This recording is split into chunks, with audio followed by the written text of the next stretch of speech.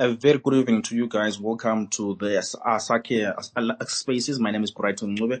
Today on the show, we're going to be looking at 10 years later, Itai Dzamara, 10 years without answers. Want to hear from different speakers this evening to understand in terms of this, what really happened. 10 years without answers, Itai Dzamara, and the history of enforced disappearances in Zimbabwe. My name is Brighton. As I said, please do share the link of this space on your timeline. Invite your friend to share on WhatsApp platforms. Invite your friend to come and join us as we reflect 10 years later without answers, Itai Dzamara and the history of enforced disappearances in Zimbabwe. I want to hear from different speakers, and I've lined up speakers for you this evening. One of them is Kanyo Farisa. The speaker is going to be giving us and also the background and the history of enforced disappearances in Zimbabwe. We're going to be joined by also Justina Mukoko. We're going to be joined by Idris Ali Nassar, as well as Makomboro Harizubishe, and also Kennedy Masie. They're going to be joining us this evening from now up to 6:30. We're going to be unpicking and understanding 10 years later without answers, Itai Dzamara and the history of enforced disappearance in Zimbabwe. I'll just give you guys the background before I open the platform for my guest there. I see you, Makomborero. Please do request the mic. I see you, Justina Mukoko there. Please do request the mic from your end as well, so that we can have this conversation this evening. I'm going to send you a request, Makomborero, to become a speaker. I'm going to send you again, Justina Mukoko there to become a speaker. And others guests that are joining us this evening, please do request the mic this evening. Idris, I see you there. Please, I've sent you the request to become a speaker. Please do accept Idris from your end as well, to become a speaker this evening. So I'll just give you the background of this conversation for this evening. 10 years ago, that's 9th of March 2025, today marks 10 years since the enforced disappearance of Itai Dzamara, a journalist and a pro-democracy activist. Itai Dzamara was abducted on the 9th of March 2015 by 5 men while he was at a barber shop in Harare, Glen suburb. His abductors are said to have accused him of stealing cattle before handcuffing him, forcing him into a white truck and concealed number plates, and driving off. He has not been seen since then. Amnesty International believes he is a victim of enforced disappearance, a crime under international law.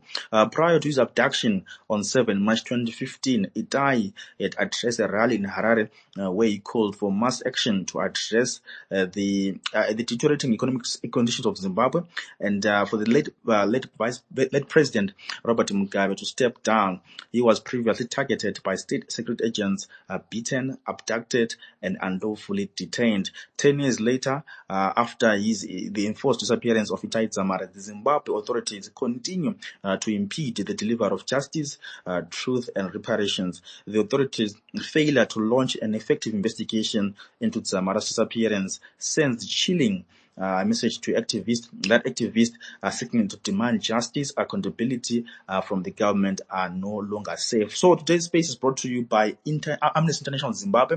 They're bringing this space today in partnership with SIDE. We're going to be deliberate around this 10 years later without answers. Where is Itai Dzamara?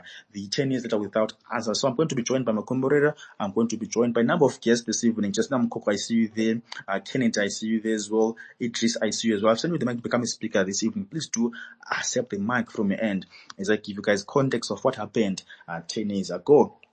Over the past decade, Amnesty International has reiterated that it's call for the government to set up an independent judge-led commission of inquiry into the circumstances surrounding Itai Dzamara's disappearance.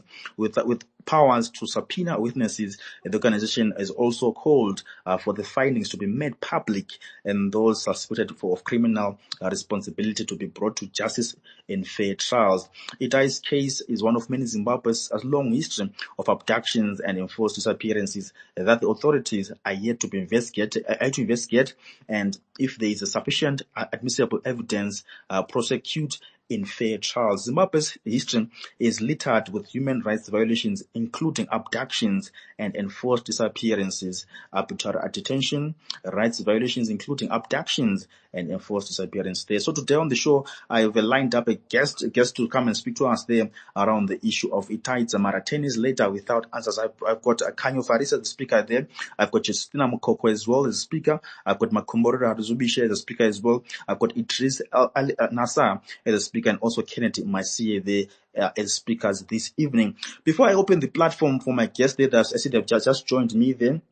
Just go through the biographs of the guests that are joining us this evening there. I'm going to start with you, Kanya Ofarise. I see you are here as well. Kanya Ofarise is an Amnesty International Deputy Regional Director Research for East and Southern Africa. Kanya is an international human rights lawyer and a researcher with experience in private, public, and non-profit sectors in international law, human rights, and corporate law. She has worked in national, regional, and international organizations in South Africa, Italy, the Netherlands, Ethiopia, and the US States of America. She's passionate about development and the enjoyment of fundamental human rights by everyone, especially the most marginalized in Africa. And so I'm going to be joined by Justina Makoko this evening. Justina Makoko is a renowned and award-winning human rights champion and peace practitioner. She is the founder and president of the Justina Makoko Foundation, JMF, an organization inspired by what Justina experienced.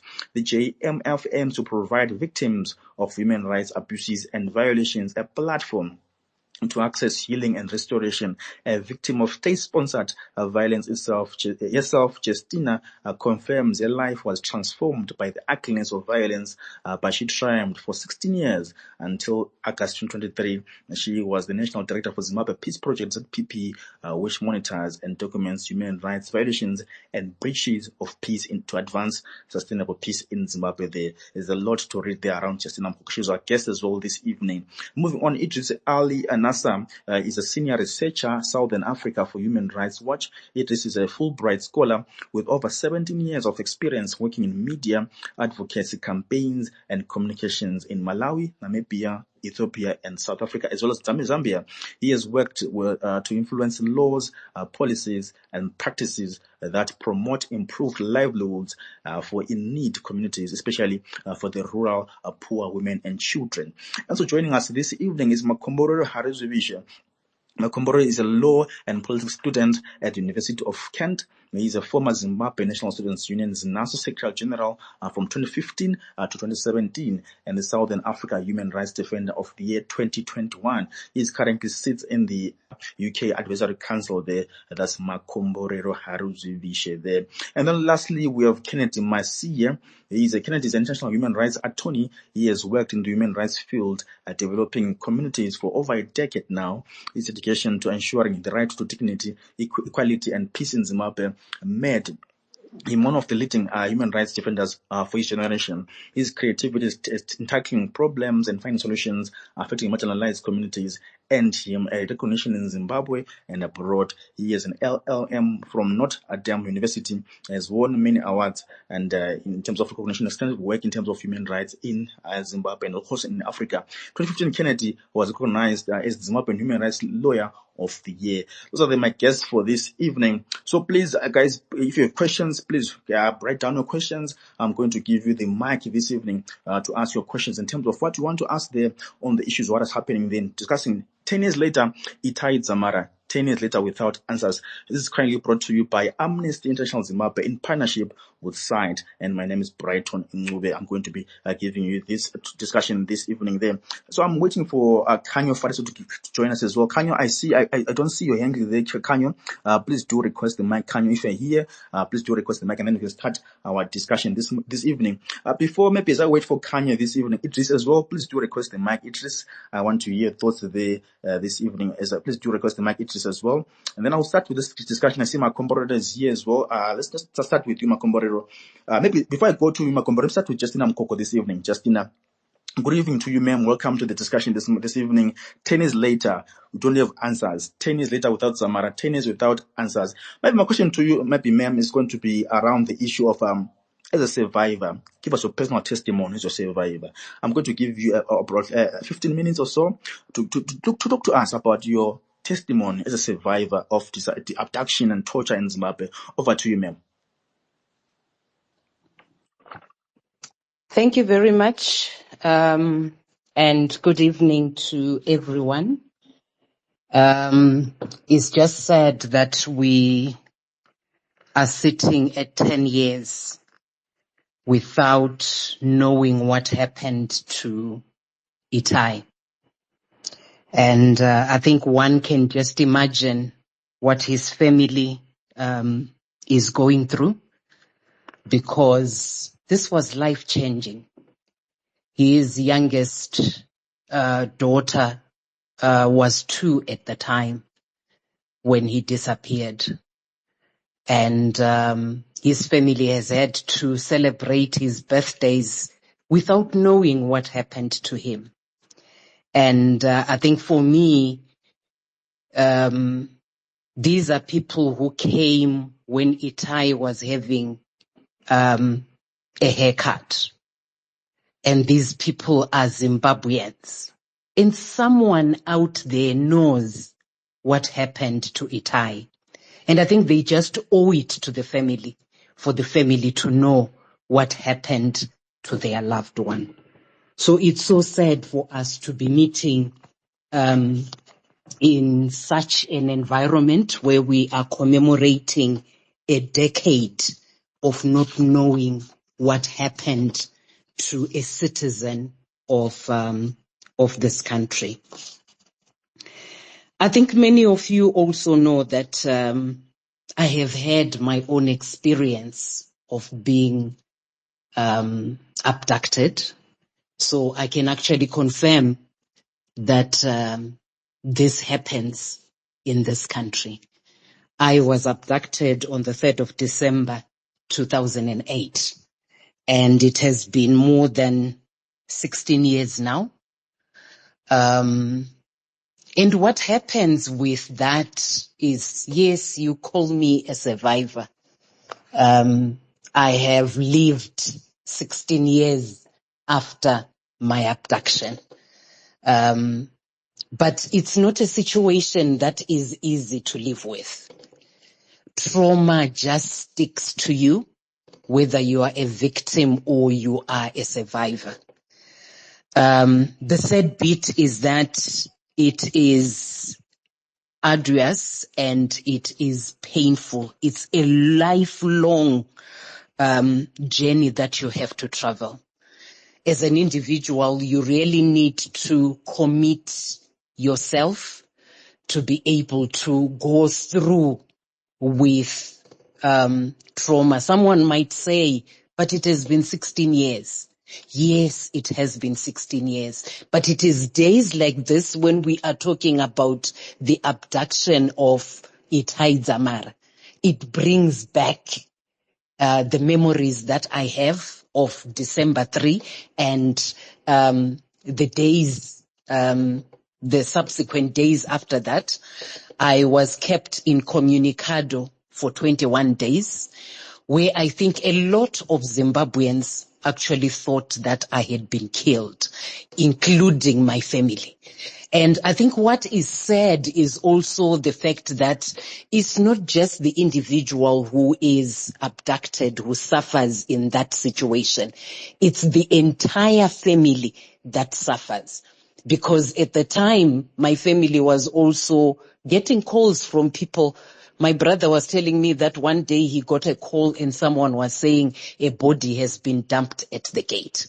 And there was no body at the gate. Obviously, everyone went out thinking that since weeks had gone by, probably that person was telling the truth. But all these are situations that also cause a lot of trauma for those around us as a family. So at times you get these panic attacks. I remember when I heard about Itai's abduction way back in 2015, I imagined where he was on that first day, and I could not stop kind of doing the same for myself for the 3rd of December when I was abducted. And the sad bit is that when you are abducted, you are not protected by the law. Whoever abducts you can do whatever they want. They can torture you. They can do anything. I was threatened with extinction. And always when there are other new cases of abduction or enforced disappearance, I go back in time. At times I actually land in the hands of the perpetrators. I remember one time I could bet my last dollar that, what I was going through, it was like I could hear them breathe. The way that they were talking to me, the way that they tortured me, and all that is done so that you are dehumanized, you are degraded. But one thing that I know has worked for me in all this time, in terms of the journey of healing and being able to confidently look in the eyes of people who feel sorry for me. I can actually tell you that up to this day, there are people who still look at me and they feel sorry. The fact that I have had opportunities to tell my story, that has helped me a lot, because it's such a relief. It's like you are removing something from your shoulders when you are telling the story to someone.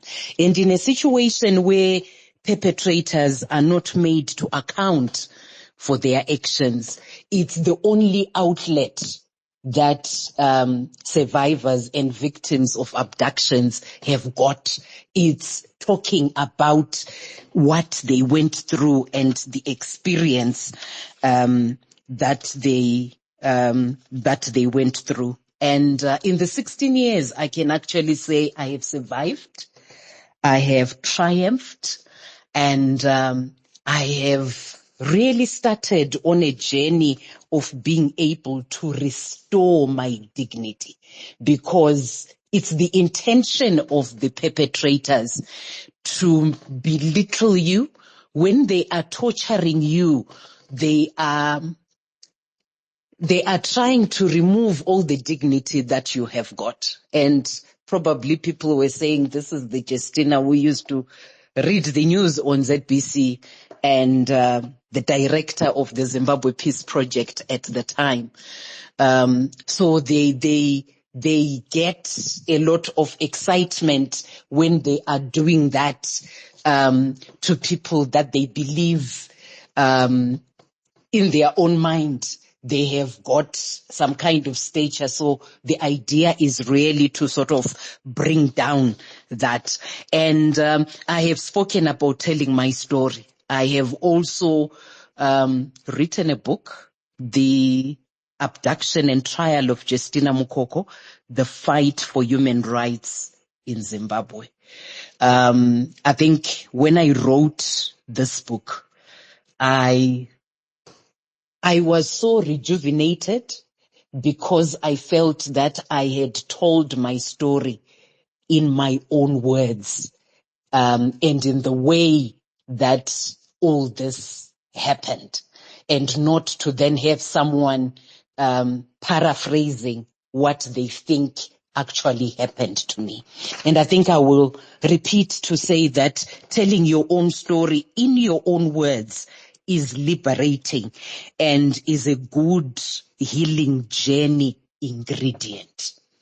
And even after such a long time, after my ordeal, I still check in with someone to talk to, because at times you feel you are caving in and you just need to let out and have someone hold your hand as you are able to balance your life. And at times you actually recognize that your family no longer wants to walk that journey with you anymore. They want to disassociate from that pain. But because you were at the center of it, it's not possible for you to be able to disassociate. So for me, every time the 3rd of December, I go back in time and just see myself sitting in the room where I was severely tortured. On the first day, they beat the hell out of the soles of my feet. And at the end of that torture, I was not even sure I would be able to walk. At one time, I actually thought that the soles of my feet were just going to crack and ooze blood onto the walls.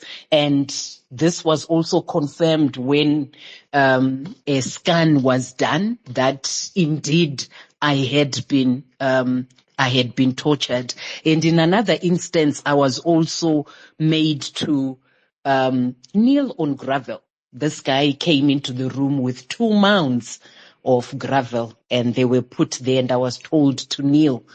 I thought it was an easy process for me to go through, only to recognize that the pain was excruciating to the extent that I was numbed, and I felt that I was kind of living. I left my body, and I was looking at this woman from some place, I don't know where, looking at this woman who was suffering. This is what the pain did. I won't even talk about the psychological torture, where you are stuck in a corner and you do not even know what is happening to your family. It's so painful. And then when you are released, you are then told that you wanted to overthrow the government, just for them to be able to detain you for longer. I have been classified as a Class D prisoner, and I had to move around with handcuffs and leg irons whenever I went to court. And I think for me, at times I sit down and just say to myself, how do the perpetrators feel if those who did whatever they did to me have not been called by their creator? How do they feel that they they tortured me both physically and psychologically for something that they know I was not guilty of? Because I'm convinced that it had nothing to do with overthrowing the government, but I believe it had everything to do with the work that I was involved in with the Zimbabwe Peace Project. And what I also want to say is and probably it will be easier for people to then interact as they ask questions, is that at the Justina Mukoko Foundation, we are a sanctuary for those affected by trauma to tell their stories, build a support system and network for the restoration of dignity, because that is important for someone to be able to claim their life back, because somehow you lose your life. And if you don't go through some of these processes in terms of dealing with trauma, you find yourself that you are not able to come out of this situation. And I also recognize that trauma is not an event that you can get into today and tomorrow you say, I am healed. Because even after 16 years, I can tell you that I am still not healed. I am on a journey of healing and also being able to claim my dignity back. But all this requires a lot in terms of commitment. But I think you're also aware that publicly Zimbabwe does not have facilities that allow victims and survivors of abductions to be able to deal with their situations. So you are faced with people who will not acknowledge that they have done something wrong, and at the end of the day, you're also dealing with trauma that will come in bouts, and you have to be able to balance your life going forward. So for now, I think I will stop here and entertain questions as we go along. But as I end, I also just want to emphasize to say someone knows what happened to Itai, and they owe it to the family and owe it to the citizens of this country. There was one time we were told that it was a barbaric act, but nothing has come out in terms of demonstrating that what happened to Itai was indeed barbaric. Thank you. Well, thanks so much, Justina Mkoko, for that. The guys, for just joining us this evening, that was the voice of Justina Mkoko, a victim of state-sponsored violence. Yeah, she enjoyed that. You're also speaking about the issue of kneeling on the gravel, quite sad there, and also being beaten under your feet. You're quite shocking there. But yeah, guys, for just joining us this evening, 10 years later, Itai Dzamara, 10 years without answers. This space is quite brought to you by Amnesty International Zimbabwe in partnership with SITE. My name is Brighton Ngube. So let me just move on to Fare. I see you, Kanyo Fare. So you have just joined us this evening there. Kanyo Faris is an Amnesty International Deputy Regional Director for Research for East and Southern Africa there. She's joining us this evening to also talk about Itai Dzamara. 10 years later, without answers, what happened to Dzamara there. She's going to give us a background context in terms of the history of enforced disappearances, abductions, and torture in Zimbabwe. Good evening to you, Fari. Welcome to the space. Thank you, Brighton. I hope you can hear me. Yes, you are clear, ma'am. Please do go ahead. I'm going to give you maybe 10 minutes or 15 minutes to speak about the history and the background of torture, abductions, and disappearances in Zimbabwe. Yes, thank you. I don't think I'll be that long. I'll try to be really brief because I think we'd benefit a lot from hearing from people in the room today. Thanks so much for organizing this very important discussion and this very timely discussion. And I just want to appreciate you, Justina, for sharing what you've shared.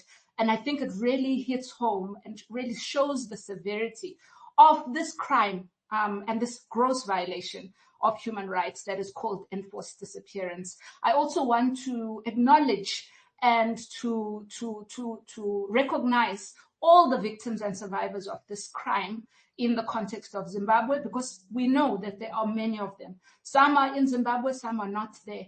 I want to recognize the victims, being the families and friends of those who have suffered this cruel human rights violation.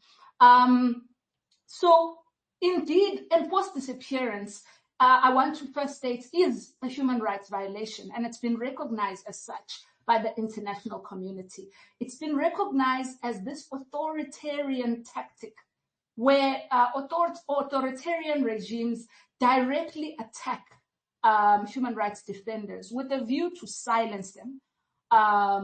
It unfortunately also combines a lot of other violations. As we've heard from Justina and we'll hear from other speakers, it includes things like torture, arbitrary arrest, cruel, inhumane, and degrading treatment. And this can manifest in different ways for different people, but there are also particular vulnerabilities that women human rights defenders are especially prone to when they are at the hands of authorities. Including sexual violence and other abuses that are directed at women human rights defenders. So this is indeed, as I've said, a human rights violation, which really occurs when a person is deprived of their liberty with the involvement of state agents or others who have been authorized or supported by the state to deprive a person of their liberty. And usually it is followed, in fact, it is always followed by the state authorities denying that the person has been taken into custody or refusing to disclose where the person is. So what is important to understand about this crime is that enforced disappearance continues to be committed as long as the fate and whereabouts of the person are not disclosed. So in the context of Zimbabwe and in the context of Itai's case in particular, this crime continues to happen because 10 years later, the authorities have refused to disclose where Itai is. And that's why Amnesty holds that there is no statute of limitations when it comes to enforced disappearance, and there should be no statute of limitations that's applied in such a case because the crime is continuing. And again, I underscore that the victims of enforced disappearance include the family of those of the person who's been disappeared. And I think, as Justina has pointed out, and others have pointed out, that the ones who suffer so much are the families of these people, and so they deserve recourse and redress by the authorities. Now, in the context of Itai's case, this crime is continuing, especially because on the 13th of March 2015, the High Court in Zimbabwe ordered the authorities to take certain steps to show what happened to Itai. And authorities have failed to meet that court order, to comply with that court order. So this crime continues, as I've mentioned. And what is worrying is that President Mnangagwa in 2017 pledged to break away from the past. We as Amnesty have been documenting this crime and human rights violation of abduction and enforced disappearance as far as back as the 1980s. And so this crime has been continuing as a tactic in this country. But unfortunately, and very concerning, is that this authoritarian tactic is not limited to Zimbabwe, and we're concerned about that. Very recent example is even in the case of Mozambique, where we've seen journalists who report on some of the post-election violence allegedly being forcefully disappeared. So it's very worrying that in Zimbabwe, this tactic of authoritarian suppression of expression and assembly has been continuing for so long, and unfortunately is also present in other parts of our region. So there are many unresolved cases, and there are many families living with trauma from these enforced disappearances that have happened. Justina has eloquently told her story of what happened to her some years ago. But we've also seen, for example, in August 2023, very recently, around the elections, where we saw that these were marred with violations and irregularities and systemic attacks by government of human rights defenders. As I mentioned, enforced disappearance is but one of the violations, but there are so many other tactics where people are arbitrarily detained, where they are abducted, where they are even tortured. And some even injected with unknown substances, which we don't know what the impact on their health and well-being is. We know the case of James Chidakwa, who also suffered at the hands of the government, including being injected with an unknown substance after being abducted. Similarly, with Womberaishe Ndende and Sanele Mkuhlane, Nelson Makwena, and others who have suffered this fate. We know people who have been dumped naked after being abducted by the government, like Takudzwa Ngadziore, and others who have suffered at the hand of the government. The case of Tapumane Masaya, whose body was found dumped in a farm in Mashonaland in the East Province. And there are various others whose cases we have documented, who have been abducted and tortured for days on end by authorities. And the government undertook to break away from this trend of directly attacking human rights defenders, but that has not happened. Amnesty has advocated and called for the government to set up an independent, judge-led commission of inquiry to comprehensively investigate the enforced disappearance of Itai. And that has not happened, which means that this crime continues to happen without redress in Zimbabwe. The government needs to conduct prompt, thorough, impartial, and independent investigations into all these abductions and these cases of torture, which we have documented. And that has not happened thus far. And so we are very worried that the government of Zimbabwe does not uphold its obligations in terms of human rights that is signed up to in terms of African regional human rights instruments, but also that the Constitution of Zimbabwe calls the government to uphold. That has not happened. So this is a very timely conversation, Brighton, and I hope that we can talk about how we can continue to call and amplify the calls for this investigation to happen, but also that Itai will not be forgotten. We will not stop calling for the government to investigate this crime.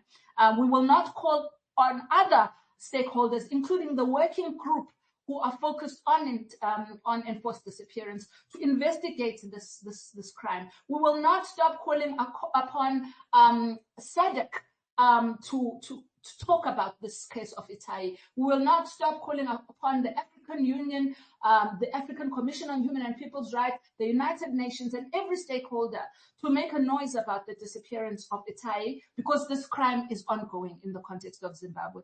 Thank you, and back to you, Brighton. Thanks so much, Fari, for that. Quite interesting what you are raising there, the issue of solidarity, and also taking measures to calling on SADC to intervene, and also to keep on asking questions. What happened to Itai Dzamara 10 years later without answers? Itai Dzamara. Today, on this day, we mark 10 years since the disappearance of Itai Dzamara. So, guys, if you're just joining us this evening, we have heard the voice of Fari there speaking about the issue of background, giving us the background context of abductions and tortures happening in Zimbabwe. Yeah, quite interesting. And said, hearing the testimony coming from also a victim of state-sponsored violence there, that's Justina Mokoko there. But in the meantime, please do request your mic. If you want to have questions to our guest this evening, please do request the mic. I'm going to give you the mic there and ask your questions. This space is proudly brought to you by Amnesty International Zimbabwe in partnership with Site this evening. My name is Brighton. Let's move on to another guest this evening that I have there. That's Makomboro Harizuvisha there. And Idris, I see you on the space. Please do request the mic. Idris, I see you there. And please do accept from mic from your end. And then your guest there, also Idris. Let me just move on to Marco. Marco, let's look at the issue now to say issue of solidarity against enforced disappearances, abductions, and torture. What are your recommendations for government action? You're also a victim there as another student. I know you have done many things in terms of activism, demonstration, and so on and so on. You're also a victim of torture, abduction, and so on. Speak to us, Marco, there in terms of solidarity against this. What can be done, Marco, in terms of solidarity? Over to you, Marco. I'm giving you 10 minutes to give us your solidarity message around the issue of disappearance and celebrate and mark. And remember, Itai Dzamara 10 years later without answers. Over to you, Marco. Yeah, am I audible? Yes, you are clear, sir. Please do go ahead to submission. All right, thank you. And thanks to everyone who has joined this space. Solidarity against enforced disappearance is a matter that we need to be treated with urgency in Zimbabwe. Because when people hear things to do with the abductions, they mostly associate them with political activism or anything, but they are happening in our societies. You see the end of state agents in even economic issues or economic disputes in our communities. You see the end of state agents in even social disputes in our communities. But of course, they are more prevalent in political issues. But this problem is issues that is everywhere. There is need for, I would rather say, solidarity in Zimbabwe against abductions and enforced disappearance, and it should transcend regional, geographic boundaries. It should transcend even communities. It should transcend even gender and everything, as it demands collective action. The establishment of coalitions amongst, ordinary citizens themselves, civil society, human rights organizations, and also regional, the international community. The networks should also reach there. It should, it should urgently be, escalated the level of solidarity to support calls for justice, closure, and also the victims of families, because families, they suffer the most. Like today, we remember Itai Dzamara. Imagine of his kids. I heard the previous speaker, Justina Mokoko, talking about his daughter. Imagine his kids, his wife. There was a day when his brother was also a victim of abductions, the late Patson. This other day, he would regularly visit his brother's family in Glen. So he came and picked me one of the days. And I blamed him for, coming to pick me that day, because I remember him as we were leaving. He was talking with his, with his my guru, with his brother's wife, and it was a very uncomfortable conversation for me. Even up today, I don't think I'll ever forgive him for bringing me to such a conversation. He was telling me that, look, with this time and everything, I don't think uh, Mkoma Itai would return, his brother. It's been years, and if you have any other thoughts about moving on and stuff, I think as a family we would understand. And the response was, no, no, no, I'll wait for him no matter how long it takes. It was, and because of lack of closure, you can't outrightly declare that he will never return. What if he returns? And to try to force it on the family to say he would never return, what if their only hope to continue every day in life, their only hope is pinned on the hopes of his return? What if his kids, every day they go to school, when dad returns, maybe I'll show them my report cards from school from the time he was not around.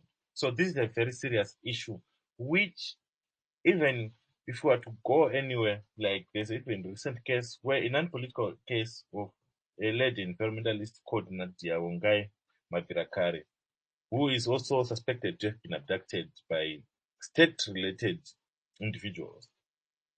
It's something that leaves trauma in society. So the issue of solidarity is urgent, and there are many efforts that have been done. We have to acknowledge by many people, civil society, and everything, including forcing the government to account, because the most critical player in state-enforced disappearance and abductions in Zimbabwe, is the government. It's government, state agents. It's the police that should be safeguarding the citizens. It is military intelligence that should be, safeguarding our borders. But then they are threatening citizens within our borders. It should be the justice system which should uphold the constitution to serve and save, the lives of Zimbabweans that are being abducted.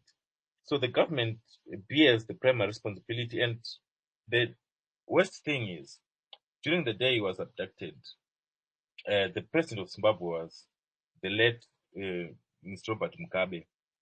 But on that particular day, the acting president was the incumbent president, Mr. Emerson Mnangagwa. Despite his promises for reforms, for human rights reforms and change in 2017 as he was assuming power, these basic marks of closure around enforced disappearances, he failed to tick the boxes. And I'm sure his failure to act on such things, to say, to bring closure, I think it screams of complicity. Not only complicity, it also screams of an intent to continue doing the same, because it shows that the government has officially adopted enforced disappearances, abductions, and torture, as we heard the gory details being described by Justina Mkoko. They have now adopted these things as tools of political transaction. It's a political current for them. If they want to negotiate something with the citizen, the government, when it is failed to persuade, it deploys the currency of torture, of enforced disappearances, to traumatize the community, to traumatize the nation. So I think the government, a lot of pressure. I know there are efforts that have been done, like even to try to sue the government.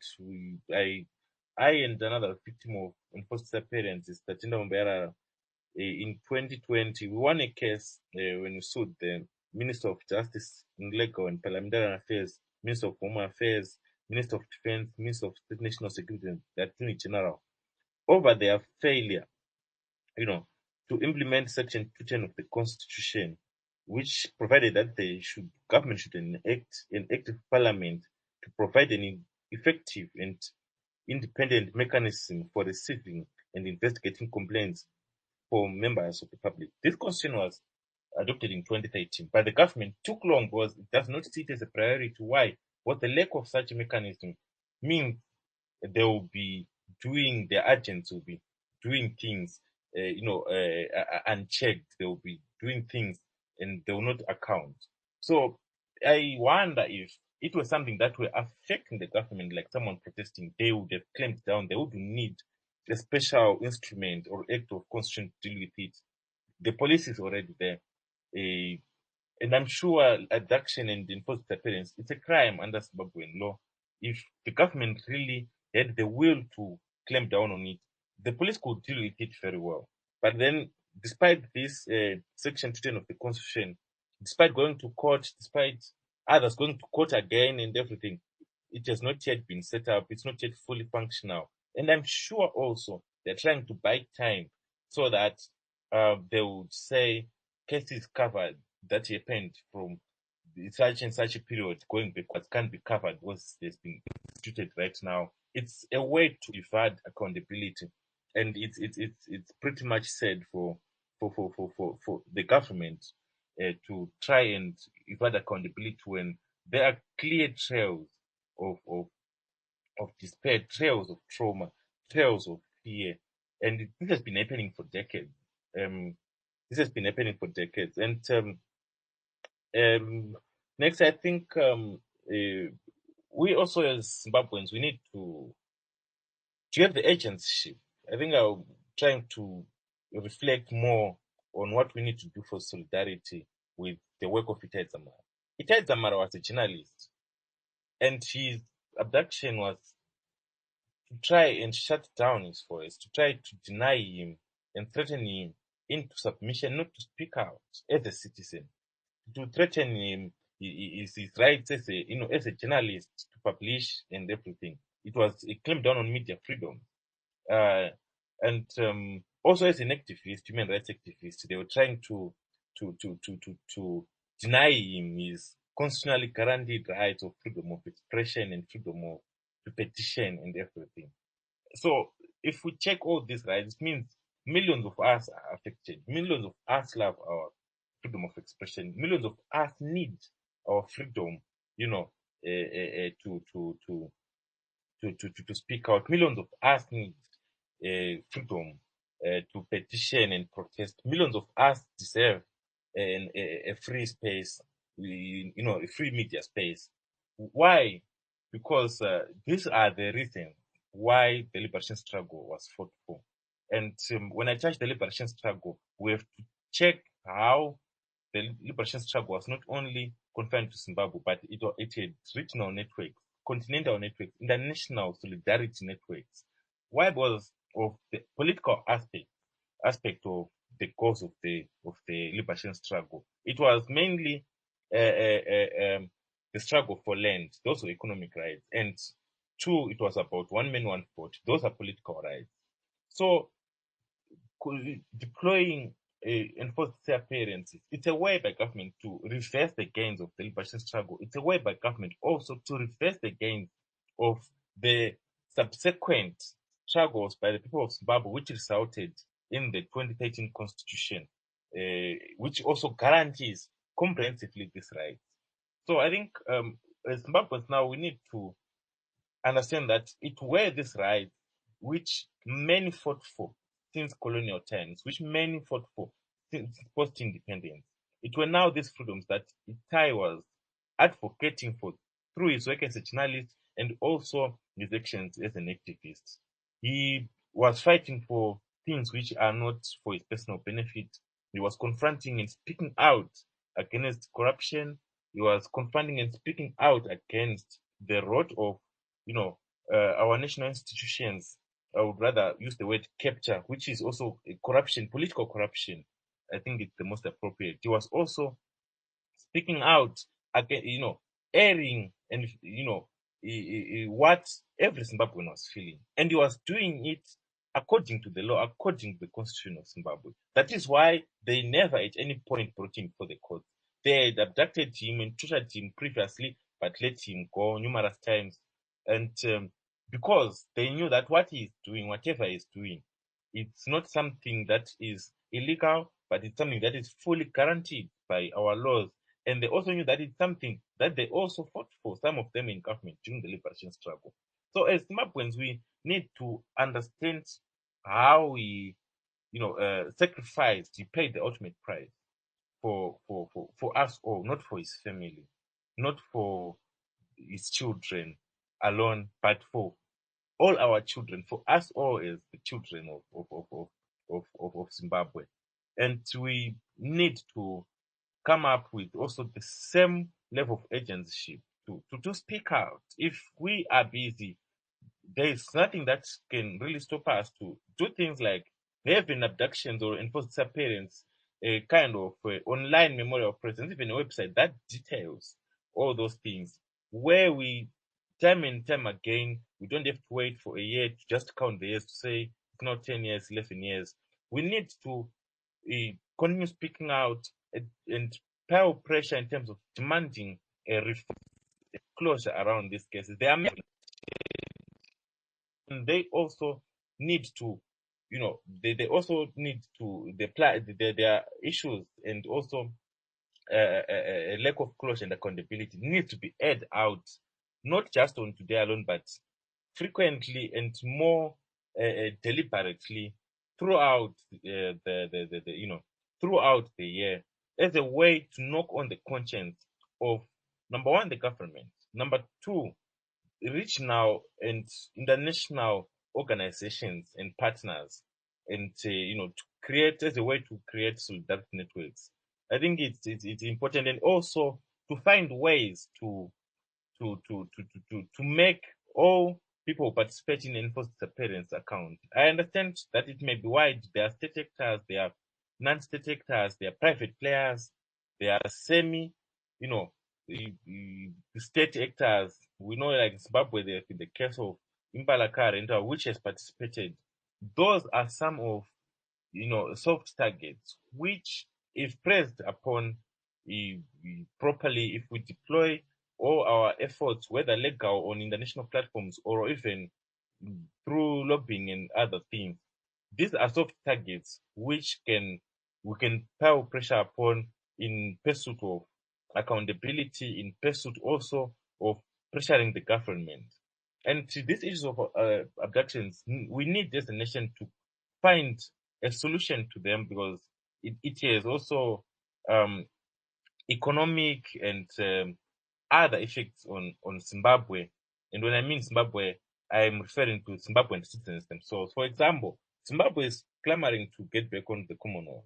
It's Zimbabwe's youth who can't benefit from Commonwealth scholarships that other youths across the region or who are in the Commonwealth in South Africa, Mozambique, Zambia, Botswana, they are benefiting from those, but Zimbabwean youth can't.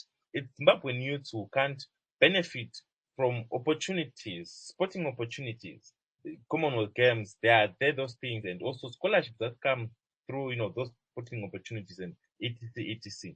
It's Zimbabwean youth and Zimbabwean ordinary citizens who are failing to get economic opportunities through, the trade networks, through even funding opportunities for startups, through programs that equip the modern day youth with modern skills. We are now going towards nanotechnology, AI. It now has more influence in our business, education, and even governance is done.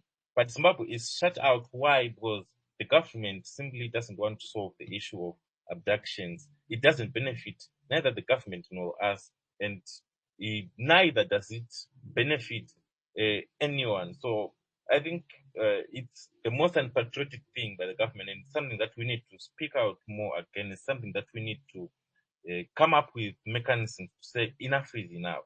Because on a daily basis, each and every generation in Zimbabwe, it has had victims of enforced disappearances. Because now, when you are to speak of people that were mentioned by the previous speaker, Faris, the likes of Nelson Mkwena, Wombirai Shenente, the Takudzo Ngatswore, if you hear about it, it's like it's the first instance it's happening. But then there are others who were abducted back then, 2008, the likes of Chesnam Koko, who went through the same ordeal they went through. It's still happening now. What's going wrong with our country? Other countries are having race to go into the space. Other countries are having races with, deploying and developing AI models, Grok, DeepSeek. You find OpenAI. But where is Zimbabwe? Zimbabwe is busy maintaining an infrastructure of abductions, where if we are to take Justina Mukoko and Takudzo Ngatswore, if they are to sit, they can speak with one language because they have similar experiences. These experiences are neither developmental nor economic nor academic, but it's about form of abduction. It's about what happened. It's about, they'll be exchanging notes on the pain, how a button stick feels on, an open sheet, and on how a shambok feels on your naked back, on how it feels to be just left maybe in a dark room. You don't know what will happen to you. You don't know whether you live or not. You are thrown into prison. Not a good Zimbabwean story, and I think we need to develop the agency to say what has happened before should never happen to another again. That was the spirit of agency that Itai Dzamara had, and we need to do that. We need to also have just networks like the space here, thanks to Amnesty International for coordinating with people from across the region. We need to consolidate more and more and more. When I went to Human Rights Center at York University, I saw the Snam Koko's book there, and kind of in a kind of memorials memorial that honors human rights defenders across the world. These are things which we also need to do here locally to ensure that their memories live forever and ever, not to remind us of our painful past, but to remind us of what never to tolerate, to remind us of what should never be done. Thank you. Well, thanks so much, Makomborero, for that. Quite interesting and said what we're raising there, the issue of solidarity, what needs to be done there to amplify the voice of forced disappearances, the torture and abductions in Zimbabwe. You guys just joining us this evening. We're talking about Itai Dzamara, 10 years later without answers.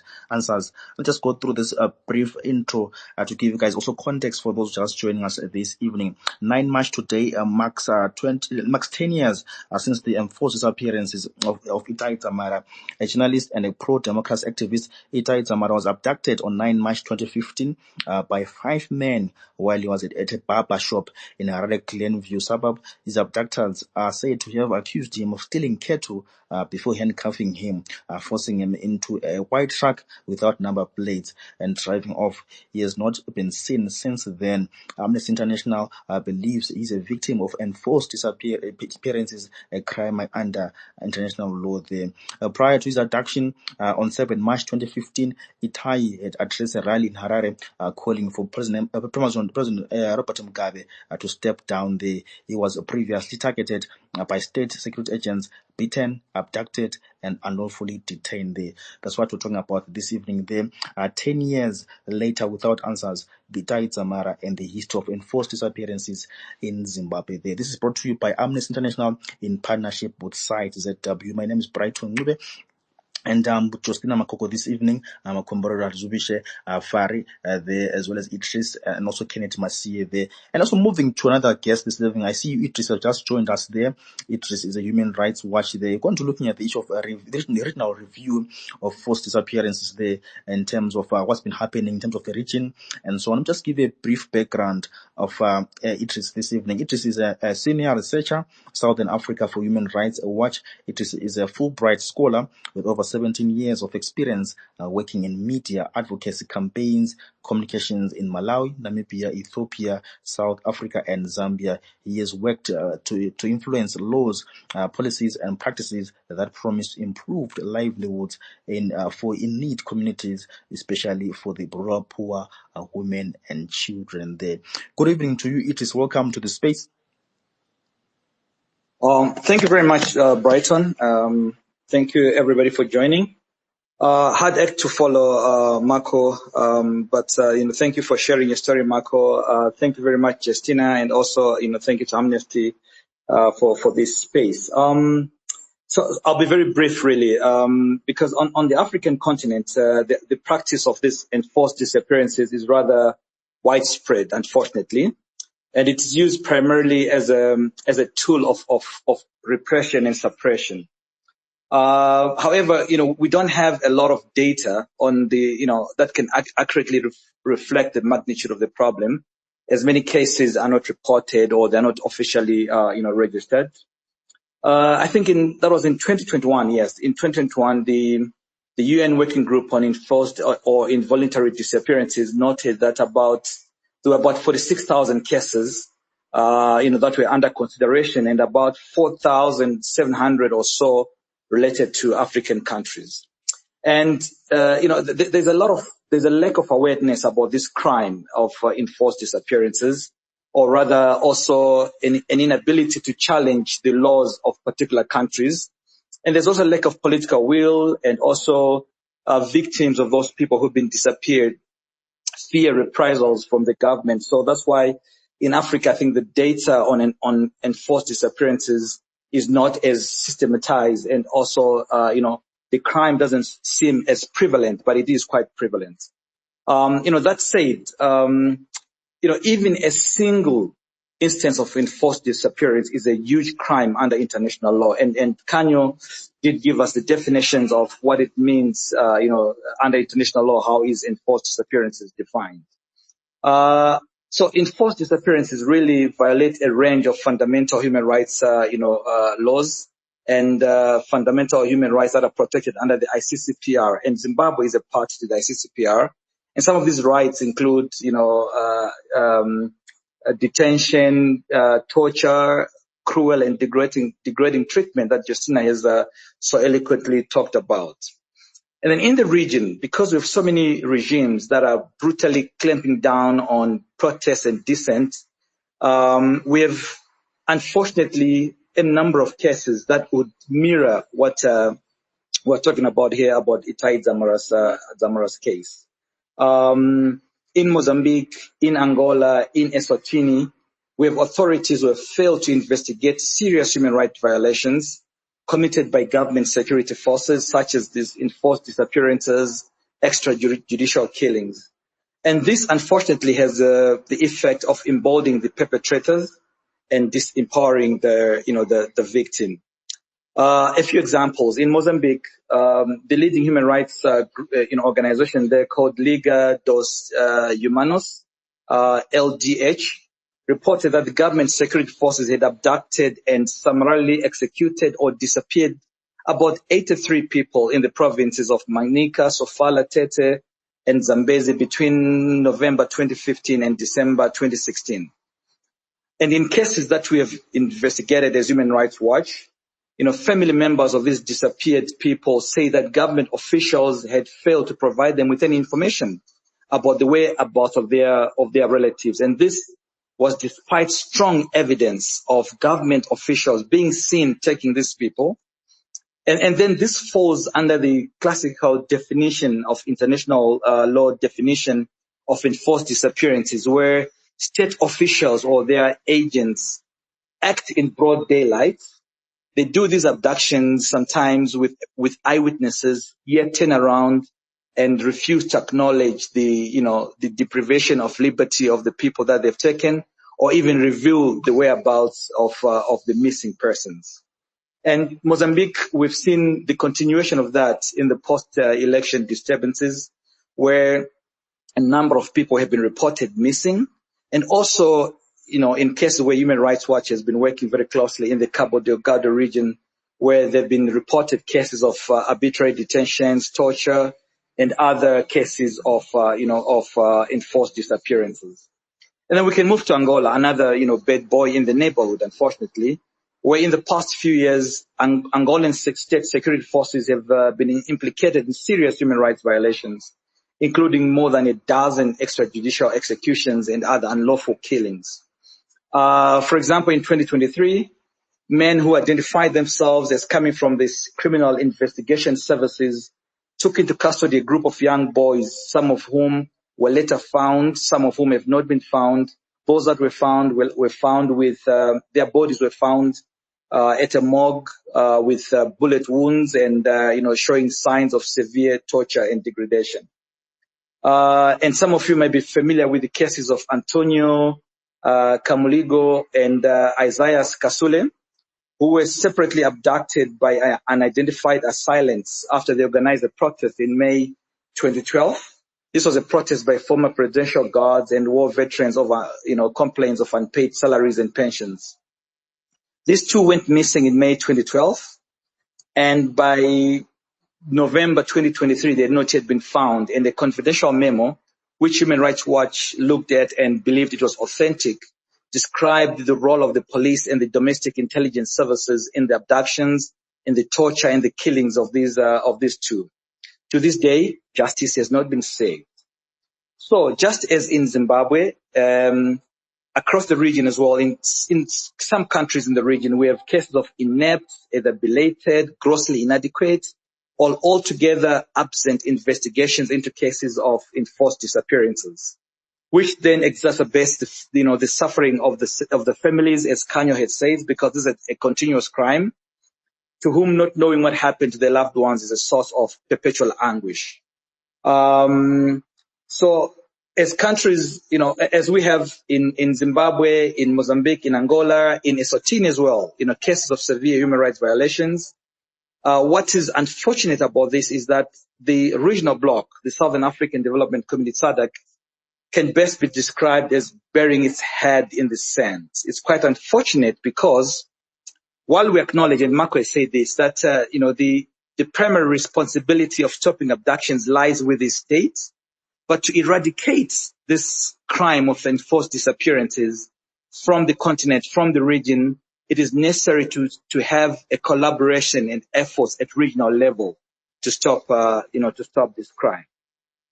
For example, right, as we all know, SADC leaders met in Harare last August and completely ignored Zimbabwe's human rights situation.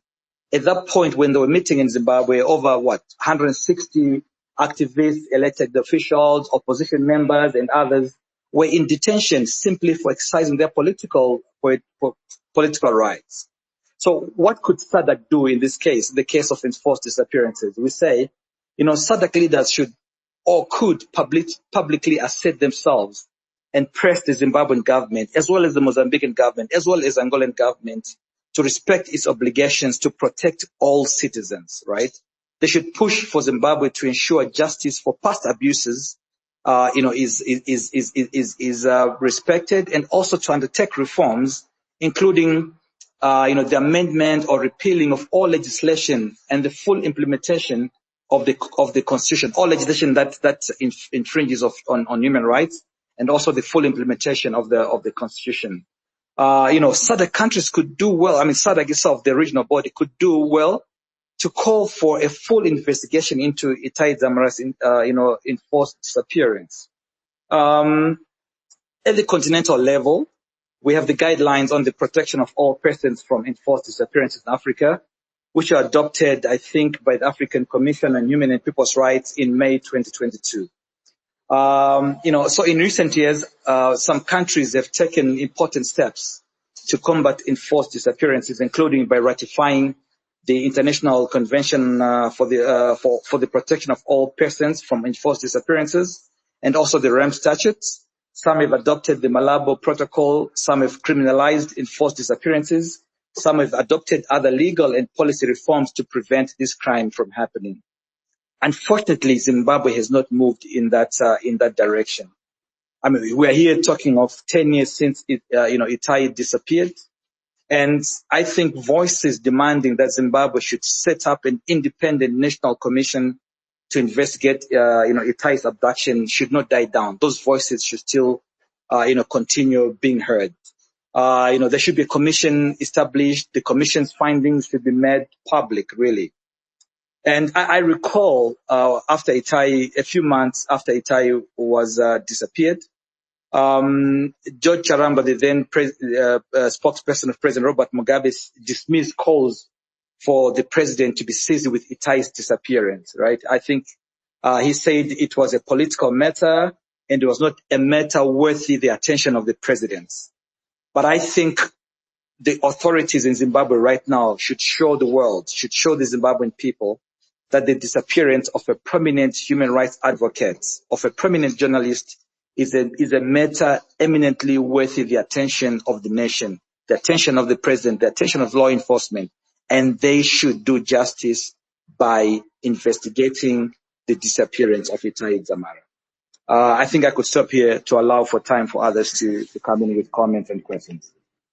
Well, thanks so much, Idris, for that. Quite interesting what you're raising there, the issue of what has been happening. They review the regional background in terms of tortures, abductions that have been happening across the region. They, in particular, focusing more on Itai Dzamara. 10 years later, without answers. We continue to ask for answers, as Makomboro said there. We continue to ask for solidarity, for people to speak and ask questions. What really happened to Itai Dzamara? The 10 years without answers. And you heard earlier on where Chestam Koko, the victim of torture, abduction, so was speaking there to say she was in a room there and they came with buckets of gravel there and they made a nail on top of the gravel there. Imagine the pain she went through and beating her under her feet there, the pain she went through, the trauma that she went through there under that torture there. Yeah, guys, for just joining us this evening, looking at 10 years later, 10 years without answers, Itai Dzamara there. And my guest for this evening is Justina Mkoko there, Makomboro Razuvishe, Idris, as well as Fari. I see you now, Kenneth, you have just joined us there. Kenneth Masie there. One of our speakers for this evening is going to be looking at also the issues of abductions, torture, and what's been happening there in Zimbabwe. There, Ken is going to be looking at the issue of a lawyer's quest for truth, lessons from the Itai Dzamara's case. Let me just give you a brief bio there of Kenny there before I give him the mic to speak this evening. Kenny Masie is an international human rights attorney. He is worked in the human rights field, developing communities for over a decade now. His dedication to ensuring the right to dignity, equality, and peace in Zimbabwe made him one of the leading human rights defenders of his generation. His creativity in tackling problems and finding solutions affecting marginalized communities and recognition in Zimbabwe and abroad. He's going to be speaking us there about the issue of the quest of a lawyer there. I see you guys just joining us there. I see you, Leonard. I see you, as well as Dr. Keith Silik. I'm going to give you the mic later on to open the platform for you guys to ask questions, to be asking our guests the questions there after Kenny has spoken there. Good evening to you, Kenny. Welcome to the space. No, thank you very much for inviting me to the space. Yes, just to be clear, can you hear me? Yes, you are clear, sir. Please do go ahead to submission. Yeah. Oh, okay, thank you. Yeah, so yeah. Well, I have been involved in Itai Dzamara's case since the beginning. I was one of the first lawyers to be called when he was abducted. I can safely say that I assisted Itai Dzamara in making all the reports that were needed to, inform the authorities of his abduction. And since then, I've been involved in the step-by-step processes that have happened, and there has been quite interesting information that that has come out, and of course, probably the public does not know because the authorities probably evade or do not want to make that known. But I think the first part of my presentation, I'll just probably talk about my experience during the time when Itai was abducted, and probably before that, my history with Itai dated back before his abduction. At one point in 2014, Itai was attacked and left for dead, and I was the lawyer who went to assist him pretty much with the legal, stuff. But I also became a victim of what happened to my client. I was tortured as well by the police. They broke my arm, and from that day, my relationship with Itai was cemented in that in that struggle where both of us were attacked by the system. I was trying to defend him as a human rights activist, and he was attacked for doing his work as a human rights defender. So from that day onwards, we just became more than a client legal practitioner. There was more than a client legal practitioner relationship. It became family, so to say. So when he was abducted, I was pretty much vested and very much interested in the outcome and finding out what happened to him.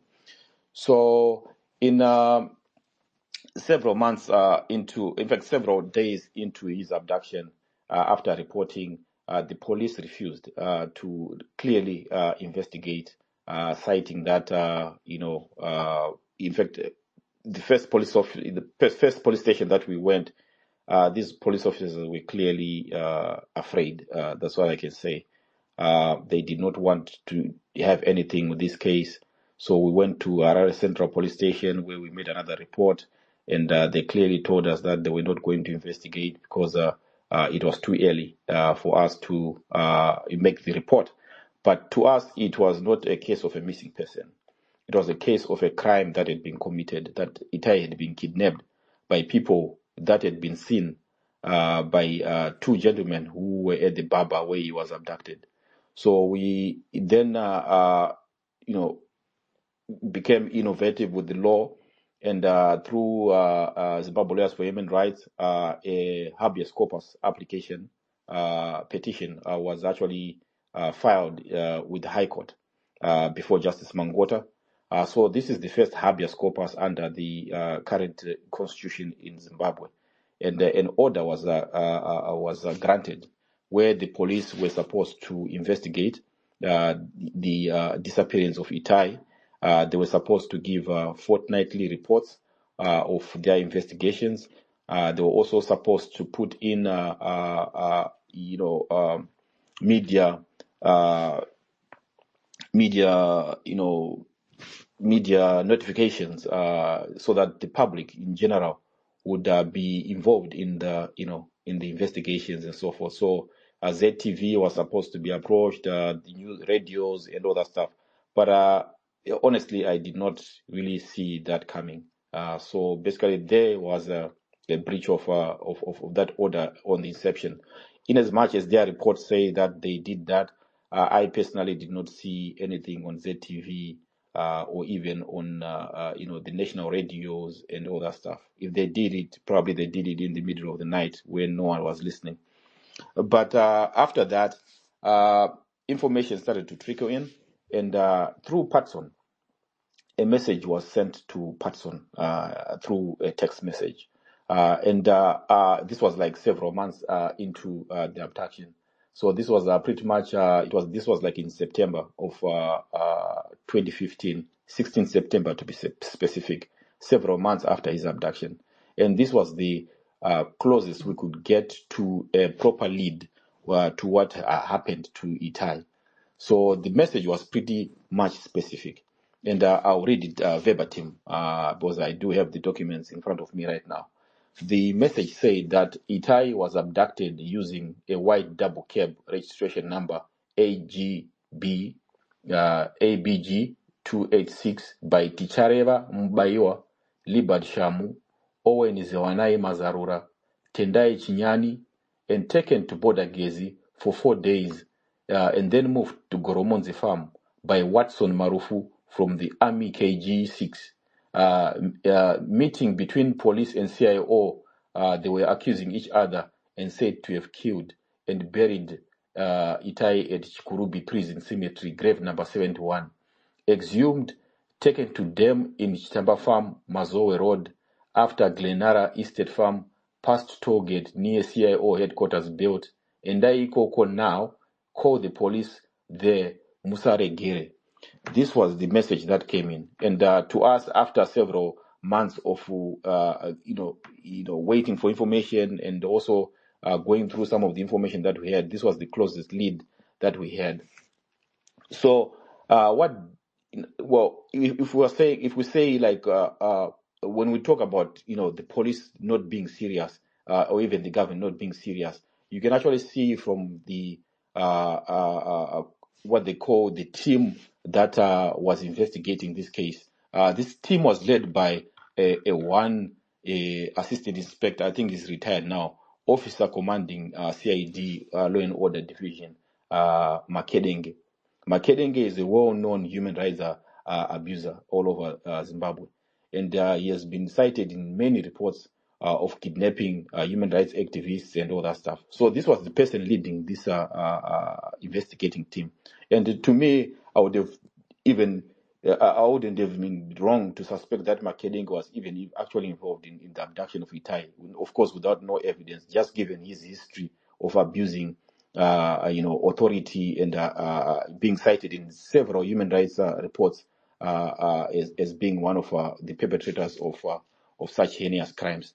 but he was the one who was leading this investigation. So we followed up this information. The first port of call was getting to know who actually sent that number. That's that message. So they began, a trail of it was just confusing. But the number, the person who sent the text was identified. And that person was identified as a certain young lady who was in Kwekwe, Redcliffe. So the police asked us as lawyers to accompany them to Kwekwe to go and interview that person. So we went to Kwekwe and we saw that this young girl was just an O-level student who had no sophistication whatsoever, or who could not have been involved in this abduction. But later on, we found out that that number had been allocated to someone else before that girl. So that person was found out, and he lived, I think he was in Sunningdale. So the police went to Sunningdale to the address that was on that line, and they discovered that this person who had been allocated that line had died in 2010. This is like 5 years after, 5 years before Itai Dzamara was abducted. So we're like, so what's going on here? Then we were like, okay, here's the thing. If it's the issue of the line, why don't you find out the serial number of the phone that used the line? Then the police actually did their investigations. I don't know how they were getting that information, but they found out the phone that actually activated that line and the serial number, and they found out the person who owned that phone, and that person was actually found. And that person, when they went to him, this person sells SIM cards, and they said that this person sells SIM cards in bulk, and probably that SIM card was activated by the person, but they don't know who the eventual owner of that line was. But then the investigations then just stopped there, because it was like we're just being sent in a direction that probably the police officers knew what they were doing and just sending us in a different direction. Then looking into the message again, grave number 71, we went to Chikurubi, where Itai was said to have been buried. We went there, and when we got to Chikurubi, someone actually lit fire at the gravesite where we were supposed to go.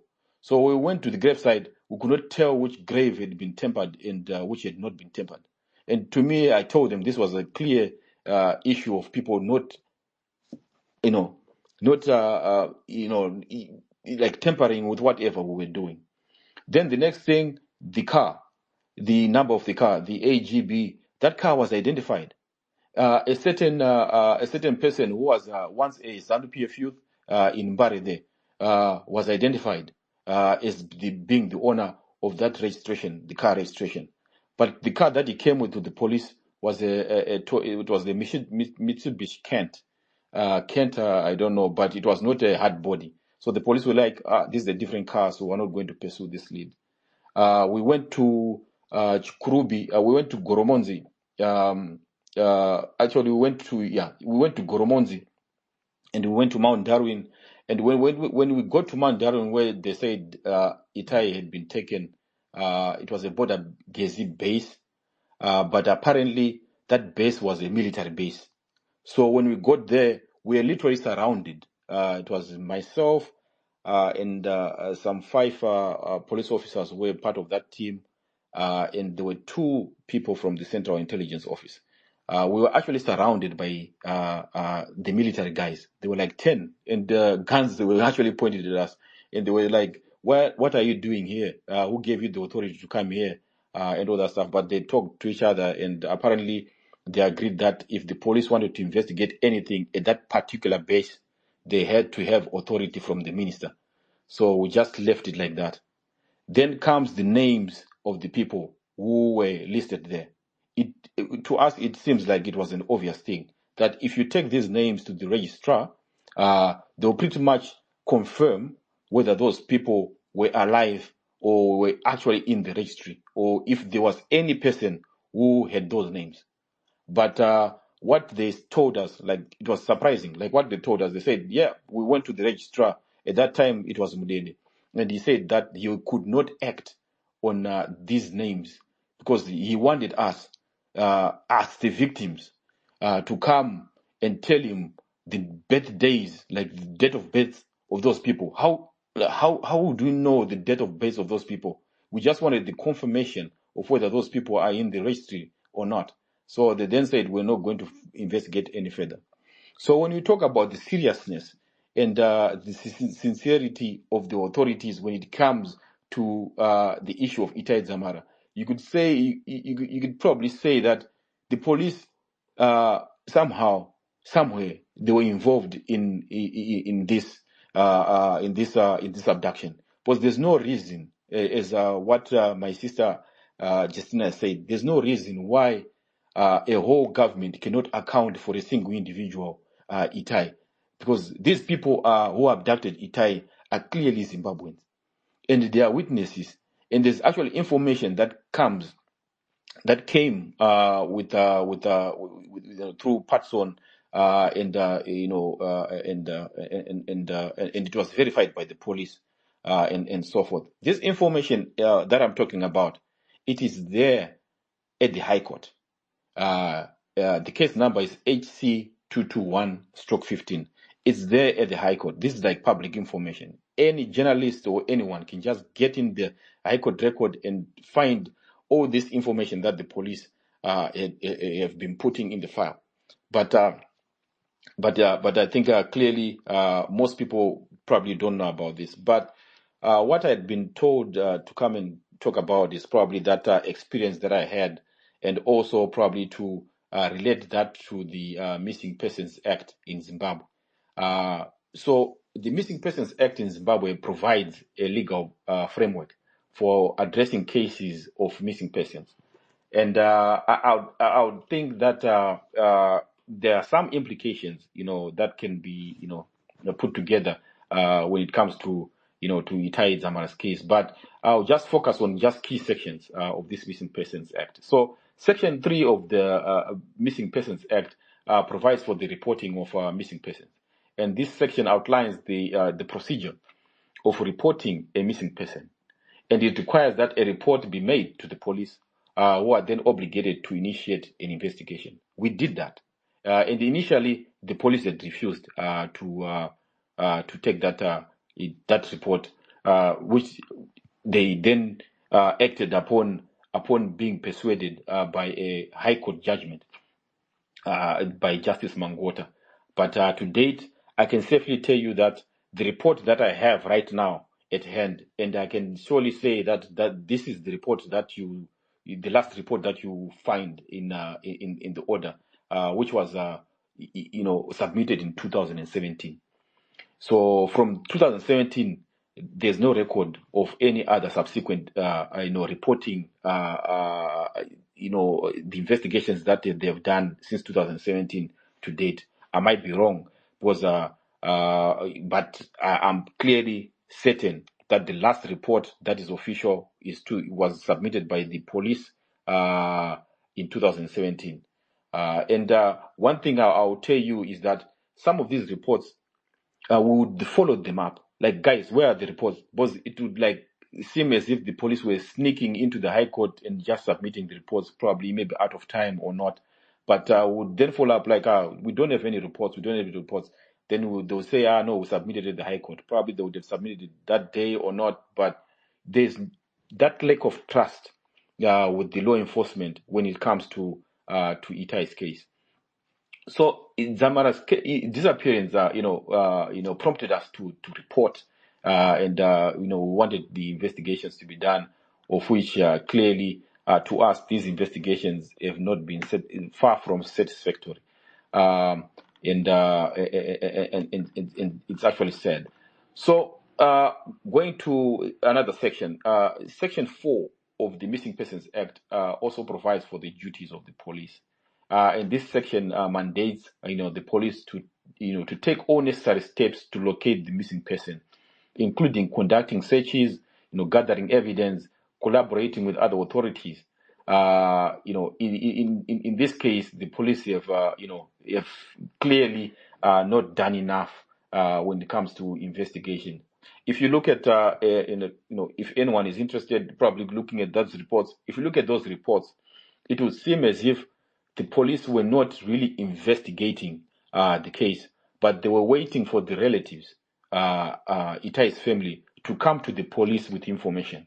So there was not even any active investigations that were actually properly done by the police led by Makedenge. The only thing that you find in there is like we went to the morgue, we went to the psychiatric units, then we did not find Itai. There was no real tangible investigations that they were following any leads that probably they had besides what they what they said, what they were waiting for the relatives to come with the information. Then I'm just going to wind up. I know time is about to, it's not on my side. But there's Section 6, which also includes the role of the Registrar General. So this section requires the Registrar General to maintain a register of missing persons and to assist in investigations where necessary. Well, in our case, the Registrar General is one of the persons who actually impeded the investigations. The names of the people who are on record as having, who we have on record as having abducted Itai Dzamara, the Registrar General refused to actually give us further information, beyond what we had provided. He said that we're supposed to bring, give him like date of birth, and also I think the other thing was like he wanted us to provide him with their ID numbers. But clearly that showed the insincerity of the Registrar General, that they did not even want anything to do with Itai's case. Then lastly, the Missing Persons Act also provides for the declaration of death. So this section, that's Section 7. This section allows for a missing person to be declared dead after a specified period if they remain untraceable. But there has to be proper investigations that would have done to actually make that conclusion. As of now, we don't even know what happened to Itai. We don't even know whether he has been killed, he was killed. We don't even know whether he's still alive and is somewhere. But the fact is, the law enforcers, the authorities, should actually make investigations to such a point that even the relatives and us can be convinced that, well, no, these investigations actually lead to one conclusion, that Itai is deceased. Then this act can then come into play. But as it is now, the authorities are far from doing that job in terms of the act, and we are just left with just speculation and information that we have that we cannot act upon, because the people who are actually impeding the full investigations and looking into this information, which to me is something that is tangible and can be acted upon effectively, so that the relatives and us lawyers can be convinced that at least we have exhausted that avenue and these people have been cleared, or these people do not exist and so forth, and the government is not involved.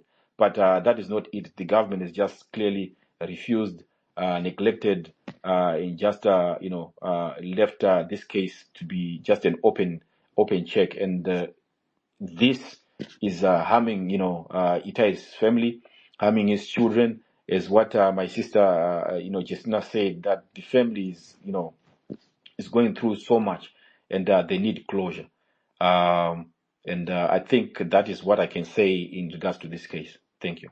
Thank you so much, Kenneth Masia, for that. Quite interesting facts that you are releasing there in terms of as a lawyer, as an attorney working on that case there, what you have experienced on that case there. Quite shocking and sad, the revelations coming from Kennedy there. Guys, for just joining us this evening, we're looking at Itai Dzamara, 10 years without answers. We're looking at that case there, the abductions, the tortures, what really happened to Itai Dzamara there. And my guest for this evening is Makomborero Harizubishe.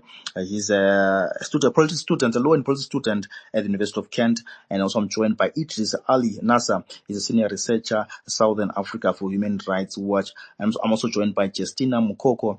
She's a renowned award-winning human rights champion and a peace practitioner and a founder for Zimbabwe Peace Project there and Justina Mukoko Foundation there. And also I'm joined by Kanyo Farise.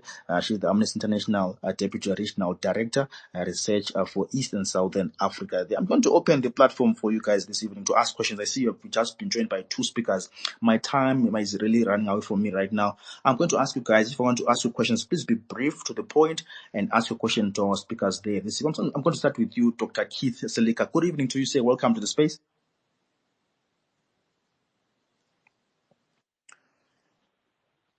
Good evening to you. I don't know if I was myself. Yes, you are clear, sir. Please do go ahead with the question this evening. No, I didn't have a question. I thought I'd make a small commentary around the investigation of the case. So some of the things have been alluded to by the previous speaker. I just want to concentrate on the investigation process. My background is I used to work for the police. To those who are not aware, I used to work for the police down here in the UK. I became interested in the case when it came into fore in March. And I remember that time I was doing my PhD and I spoke to Patson. So some of the things that Kennedy has alluded to, I'm aware of, because I came in touch with Patson. Anyway, I want to comment briefly on the investigation, because that's where I have experience around. So I agree with Kennedy. There was what we call a pseudo investigation in terms of the standards of investigation is quite poor in terms of public information. As you all know, we had the vehicle description and we had the description of suspects. That was not circulated at all. And again, as Kennedy mentioned, unless they did it at midnight, we were not aware of that. Again, witness testimony was ignored. It was a barbershop in Harare. I know those particular locations. So all that witness testimony was ignored. I don't know where it was actually captured. There was no forensic investigation as well in terms of the barbershop itself. The scene of a crime scene that could have yielded so much forensic information, car tires, objects dropped. And one of my interesting one was cell site information. If there was that restriction in terms of the ability of individual on the scene, cell site information in Glen, in that particular location next to that barbershop could have told us that those 5 people entered the barbershop and those 5 people were left. So that information, unfortunately, is no longer available, but cell site information could have been quite useful in terms of that investigation. So it leads to us thinking like what could have possibly happened. So Kennedy's already alluded to it. But also we can also point to the history of abductions, as other speakers have alluded to. The history of abductions is quite rich from Zimbabwe from 1975 up until present day. And each group that abducts people in Zimbabwe has what we call signature of killings. If it's the CIO, if it's ZNA, if it's war veterans, if it's a multi-agency team in the context of what we call ferret. And I wish to point out that to some people who are not aware, that ferret is just a moniker. It could be several teams. So it goes by alphabet for Alpha, Bravo. So it could be Team Lima or Team Kilo that could have been responsible. So the ZRP have not corrected that myth around the use of the word ferret. So that's what I wanted to point out briefly. And I've written an article in detail explaining some of the investigation loopholes in regards Itai, and I've written around the intelligence structure. You can Google some of this stuff because I don't want to waste people's time, so you can look it up. So some of the issues that have just been discussed in terms of the history, the investigation, the locations. I've got an article in which I actually mapped a couple of locations which people are taken to. So that's quite important in a community safety and crime prevention strategy. So that's my comment really, and thank you for listening. Well, thanks so much for that comment, Dr. Keith Selika there. Guys, this is brought to you by Amnesty International Zimbabwe in partnership with SIDE. We're bringing you this space 10 years later without answers. Itai Dzamara. Then just go on to Leonard there. I see Leonard is a guest as well. Leonard, what's your question to our guest this evening? Thank you, Brighton. My question is, what are other organizations doing in Zimbabwe? I mean, we've seen the abductions of a lot of people, including Itai Dzamara. 10 years now, Itai Dzamara is nowhere to be found. We've got Tondera Indira is nowhere to be found. A lot of political activists, these forced disappearances, abductions, and torturing of journalists are continuing. What can the parliament do in order to put an awareness to the society, or what are the small communities supposed to be doing in trying to combat this kind of forced disappearance and torturing? Right now, we've got Blessed Amsanga in prison. I mean, what are we supposed to be doing? Because I've seen that the organizations such as SADC or African Union are not doing enough. And we also have these international organizations like Amnesty International. We just hear them commenting or giving statements or whatever, but what action should be done by we Zimbabweans in order to protect such things not to happen again? Thank you. Thanks so much, Leonard, for that question this evening. Let me just throw that to Justina Mkoko there and also tune it with another question to say, Justina, what's been happening in terms of Justina Mkoko Foundation? What are you guys doing briefly to respond to Leonard? What are you doing as Justina Mkoko Foundation, and what can people do in terms of parliament, in terms of pushing for solidarity around the issue of abductions, tortures, as well as disappearances? Over to you, Justina. Thank you very much for that question, Leonard, and also a question from you, Brighton. I think I will attempt to answer the second question first and say that the Justina Mkoko Foundation is mapping people who are affected by trauma and providing a platform for them to be able to tell their stories. And what I can say is that a lot of these people still need attention in terms of therapy, and we have also been able to refer them to service providers for them to be able to go through therapy. I think in terms of solidarity, I was happy to hear what Makomborero was saying. I think we were very rich in terms of solidarity a few years back. But I think with the issue of instilling fear and what people have seen happening to other people who have come out to be in solidarity with others, we find that more and more people are afraid to step out to be able to show solidarity to those who will be in distress, for fear that they might also probably fall into the trap of the state. So some of the actions in terms of solidarity from citizens have actually gone down over the years. And I think I also just agree to say that Parliament might have something that they can do. But I think in terms of the history of our parliament, we have not had them being that robust in terms of tackling issues that are related to abductions and enforced disappearances. So I think it's something that we need to work on as organizations, to advocate to parliamentarians more, to say that this is an issue of concern. What we have noted is that they will speak briefly about it and then it fizzles out. I remember when, you know, the three ladies from the opposition who were abducted and tortured, when Honorable Joanna Mamombe went back to Parliament, she was actually booed in Parliament, rather than for people to really show solidarity that one of our own. Because if you recognize a member of Parliament being treated like that, it just shows that there is a problem somewhere. And I would think that it would have been the parliamentarians who would have actually gone ahead to say, we don't want to be seeing this happening. But then when you then find someone being good in the same august house that is supposed to be protecting citizens, it leaves us surprised what exactly is supposed to be happening.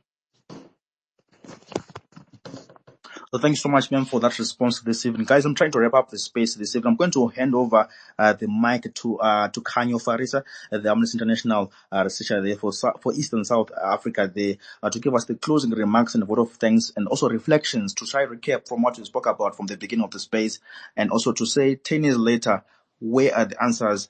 10 years ago, that Itai Dzamara there. Over to you, Fari. I see Fari has left the space there. I can't see it. But Fari, if you are still on the space, please do request the mic so that we can get closing remarks from you guys from Amnesty there.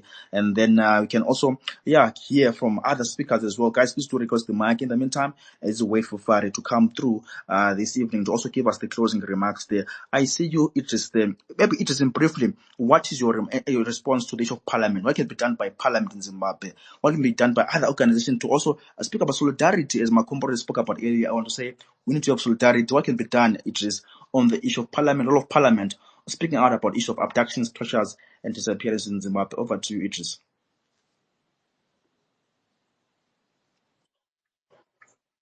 No, thank you very much, Brighton. First of all, it's to be very clear that when we're talking about abductions, enforced disappearances, we are talking about the commission of a crime. So whatever elements that we are going to define it around, we have to be particularly clear that this is a crime, and law enforcement agencies in Zimbabwe have a duty and responsibility to investigate the crime and also to bring perpetrators to justice. So I think that's for me is a very important aspect of this discussion.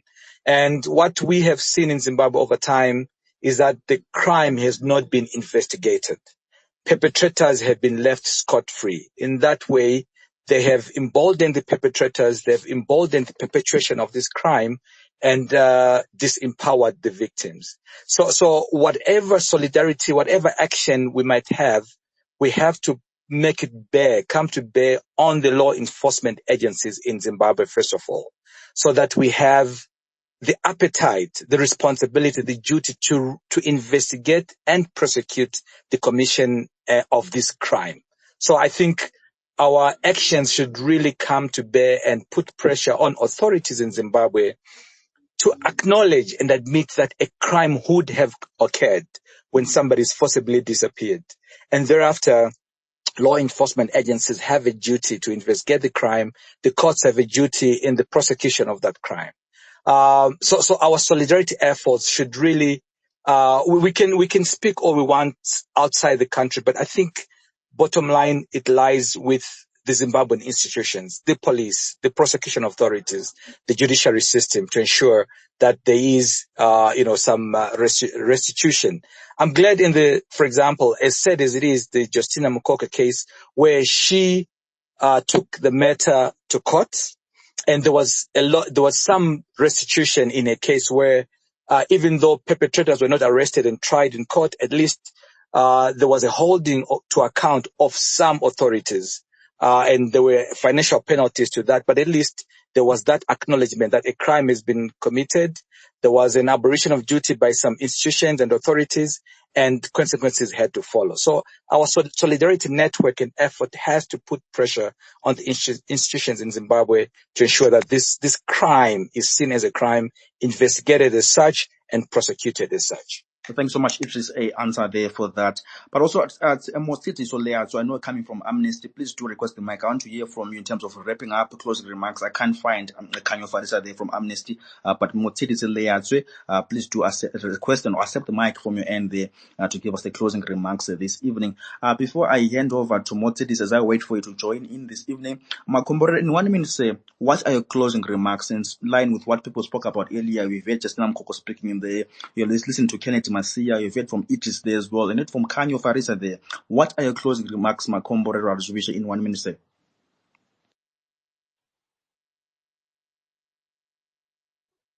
You can go ahead, Marco. Can you Yes, hear I me? can hear you. Can you go ahead, sir? All right.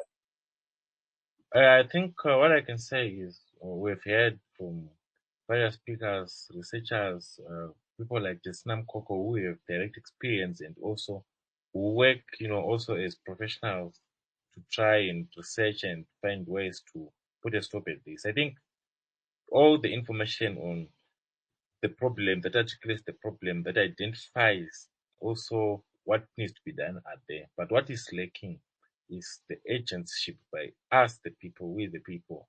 We lack the agency of Itai Dzamara to realize that here is a problem. We need to fight. Parliament cannot save us. Because like Jasnam Koko said, parliamentarians would laugh at fellow parliamentarians like Joanna who when abducted. Parliamentarians continued as normal when Honorable Takuzo Ngadzulu was abducted. And there are many, like Jesnam Koko mentioned about James Chidakwa. Was it Jesna or maybe another speaker? Mentioned about James Chidakwa. He is an honorable member of parliament, former per se. Abducted, nothing is fair. So the history of abductions has always been there, and this machinery, the political machinery in Zimbabwe, makes things in such a way that no one can hold them accountable. Parliament cannot play an oversight role on the executive, because it's the executive that issues orders and does this thing. It's in such a way that the judiciary is another critical pillar of state. It's supposed to be autonomous, kind of independent, to be able to play oversight on both parliament and the executive, but it can't. It's disempowered. That's why when judges, they know that this is clearly a case whereby the state has overplayed its role and abused its power, but they can't make decisive judgments to enforce, to make sure that closure is brought or is established. So ultimately, these institutions, they constitutionally derive their power from we the people. It's we the people who vote the executive that has consolidated power, that has concentrated power in itself and disempowered all other aspects of our national institutions. And it's also we the people who voted for the constitution during the referendum, who voted for it overwhelmingly. And it is we the people who are being affected by these abductions and enforced disappearances. And as such, the solution is in we the people having the agency to say no. We need to say no. We know it will not be easy. It was never easy. It's never designed to be easy. But then it's rather better we, die on our feet than to live on our knees. Because either way, I want to give an interesting statistic. If you check the number of people who died of malaria this year alone, there are around 75 in 2024 to 2025. There are around 75. But how many have died because of protesting or demanding an end to abduction? It's fewer. If you check the number of people who died of cholera in 2008, there are over 4,000. But how many died because of, demanding a closure to human rights abuses? The number is far lesser, fewer. Why am I bringing out these statistics? It's to show that if we don't stand up for ourselves, we will either die. So we have to choose our death, whether directly through, the state trying to shut our voices, or to just give in and then we'll die of, the consequences of an unchecked state, of a state that doesn't want to account to its citizens, a state that doesn't, that is, that is fully fledged in habitual dereliction of its duties. So either way, people will die, whether we question the state or we don't, people will die. So I think the best thing is we need to question. There's no a substitution for that.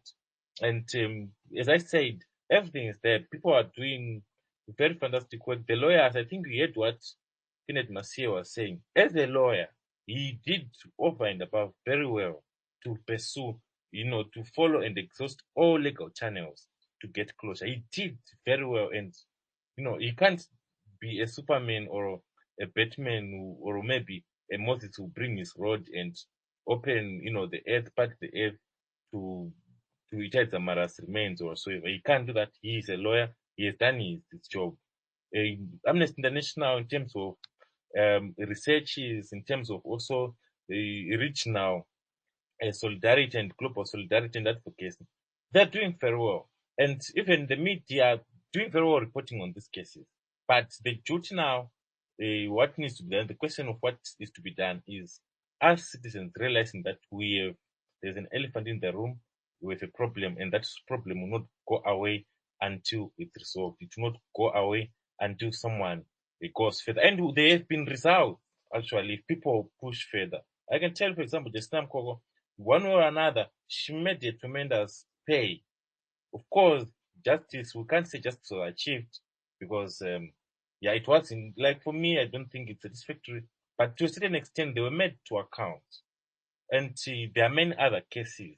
And had she not done that, they would not have accounted, there would not be closure, there wouldn't be progress to, in as far as making sure that if they know that they can be pushed to account, they will minimize whatever human rights abuses in missions they have. So if she had not done that and said, I'm just a victim, let me not do that, I can tell you there will be no progress right now.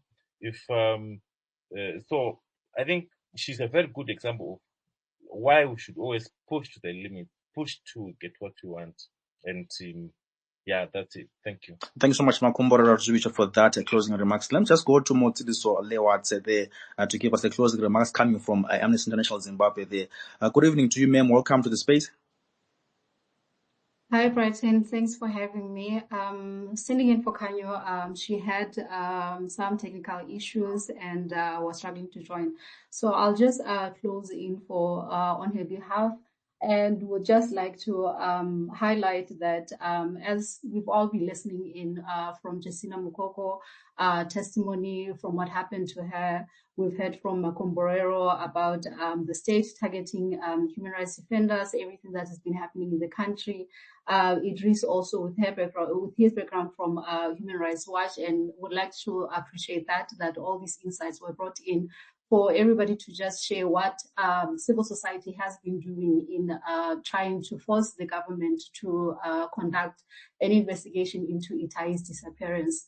We, as Amnesty International, will continue working on this, use our 10 million members to continue to advocate for the investigation into Itai's disappearance.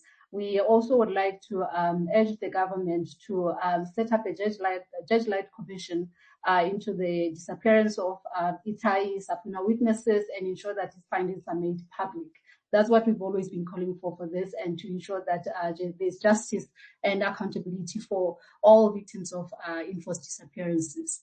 From in the past, I think I've been following conversations that there is a long history from like 1980s. There are other people also who have not been seen again, and we continue to think about them and also call for justice investigations into this. For as long as there is no justice and accountability for the enforced disappearances, especially where there is suspicion the state may have had a hand, then people will continue to be continuing with impunity, and there won't be any accountability for the actions of the perpetrators.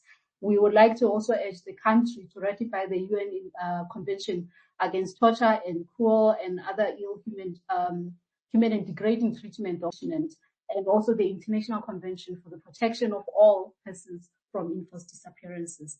The government must take effective measures to address past human rights violations, including abductions and enforced disappearances by security agents, with the view of establishing the truth and ensuring access to justice for the victim, and bringing the suspected perpetrators to account, and providing effective remedies to the victims, including adequate compensation and medical treatment and other support. The families of those who have disappeared, they continue to move with a wound that might not heal, because every time they are reminded of their loved ones that are, their whereabouts are unknown. In closing, I would like to thank all the speakers, Makomborero Haru Ziviche. I would like to thank Jessina Mukoko for sharing her testimony, of which I think she has shared many times before, but every time she does share, it's just as horrific, and not understanding why would such things, such horrific acts be, perpetrated by human beings. I would like to thank Idris Nasa from Human Rights Watch. We continue to work in collaboration with Human Rights Watch in calling for human rights reforms in Zimbabwe. I would like to thank also Kennedy Masia for his accounts of what happens, made us understand what actually he went through in supporting the family and representing them everywhere where he's been with them. And finally, I would like to thank Spite for hosting this event, allowing us to have these conversations and just unpack what actually happened to Itai Dzamara, what continues to happen to human rights activists, opposition political party members and activists, student leaders. It has been happening really. We have been monitoring since for a while as Amnesty International, 2023, 2019, 2024 also the same and torture happened. And of all of this, I don't think I can remember any of them where the state has actually taken, an active role in investigating, even where the perpetrators have been caught on camera. The state has not done any investigation into this to clearly show that, they are committed to upholding human rights and to ensuring that there is accountability for those that commit these crimes. Thank you very much, Brighton. Thanks so much, Small Cities, there for that. Thanks so much, guys, for tuning in this evening from 5 o'clock up to now, speaking about Itai Dzamara, 10 years without answers. I hope you guys had an interesting discussion and learned something today from Justina Mukoko, from Makomborero, from Idris Hansa there, and from Kennedy Masia. It's quite interesting revelations there coming in from them, my guests for this evening. Anyway, this has been brought to you by Amnesty International in partnership with SITE. It's been a lovely discussion. Hope you guys enjoyed and learned something. Anyway, for myself, Brighton Ngube, good evening. Do enjoy the rest of your evening. It's bye for now.